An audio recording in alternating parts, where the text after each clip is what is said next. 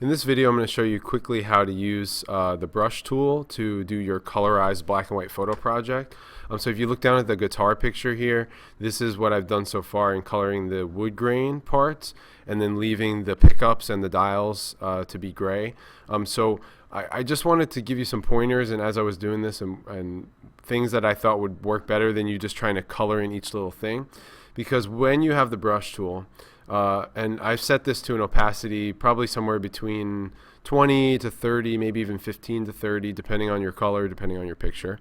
But when I'm coloring something in, if I don't make the whole thing through and then I let go of the mouse and I start coloring and overlap it, what's going to happen is it's going to paint over and become darker and darker and darker, which you can use sometimes to do shading, but you don't want to if you're trying to get an even look like I did with this guitar.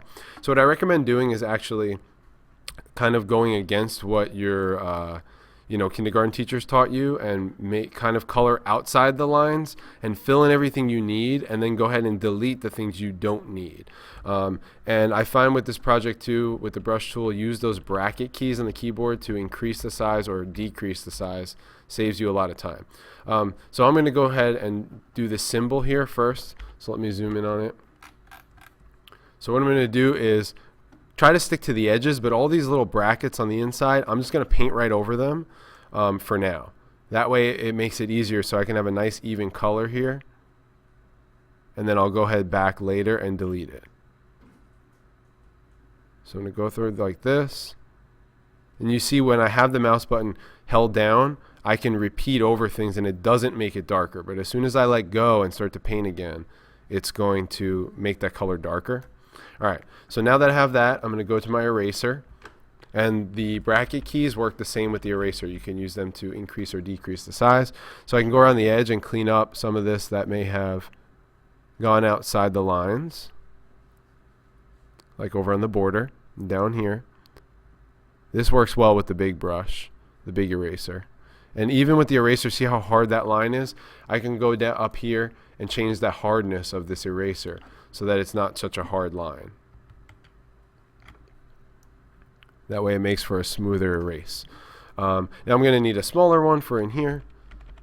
So you might have to zoom in even farther depending on your picture and go ahead and just erase out the parts that should not have that color.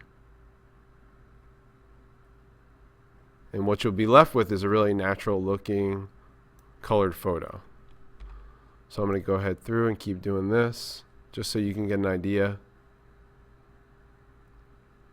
Now some of these I'm messing up a little bit because I'm trying to go too fast, but you'll get the idea.